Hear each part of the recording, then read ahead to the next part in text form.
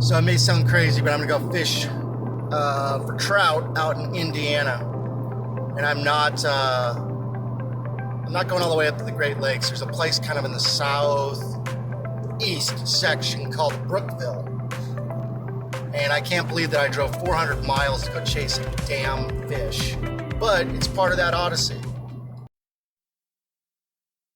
Hi, this is a great time to subscribe to this channel. Just click that little button down there and it'll greatly help me out.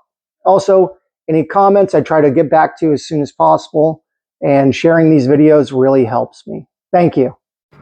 Well, I finally made it here to Brookville. I'm at the tailwaters of the Brookville Lake.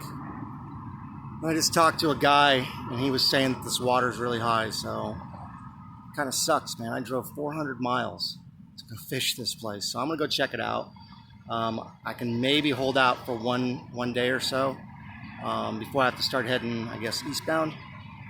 But we'll see what it looks like.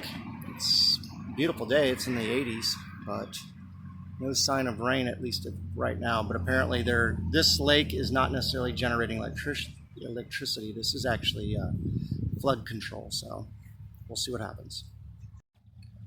So here's the first look of Whitewater River out here in southeast Indiana. And up there is the dam. There's a guy across the way that's been fly fishing, it looks like. And yes, lo and behold, this water is a little bit bigger than I expected. Not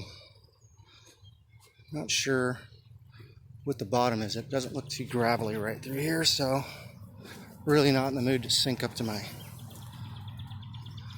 knees in water. Yeah, the water is it's definitely pretty swift. So I think I'm gonna go to the other side. Looks like there's a lot better access over there, and there's a little feeder creek right across the way. We'll see how that goes. Yeah. I asked the guy earlier what the CFS was, and he didn't really know, and I'm not sure if there's an actual somewhere where they actually log and tell you what the what do you call it, what the flow is. So anyhow, I'm gonna head across the way, drive across. Okay, so first time dipping a line out here in Indiana. Going through a little park area from across the river where I was at a few minutes ago, and from what I can see, I mean, there's a lot of fishing activity. I know that there's some wild browns in here, and a lot of stocked rainbows. Maybe not what I'm used to, but at least you know there's fish, right? That's the most important part. And clouds are amazing how they just start to come in from all directions. There's really nothing stopping these clouds when they want to start rolling across the plains. So we'll see how long I can hold out here. So real quick review on this river. I'm probably not going to be able to fish the rest of it today. There is definitely a storm coming in.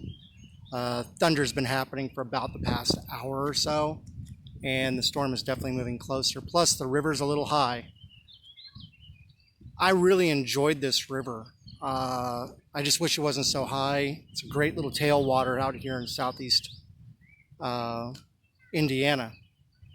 So if you ever get a chance, I would definitely make this a point if you're into trout fishing. I'm not sure if there's much more river fishing for trout in Indiana, but I don't know if you can hear that, but that is definitely thunder. It's been like this for, like I said, about an hour. So I'm gonna run into town. Maybe I'll do a little video of the town before I start getting dumped on. And I just had a blast out here in Indiana, in the town of Brookville.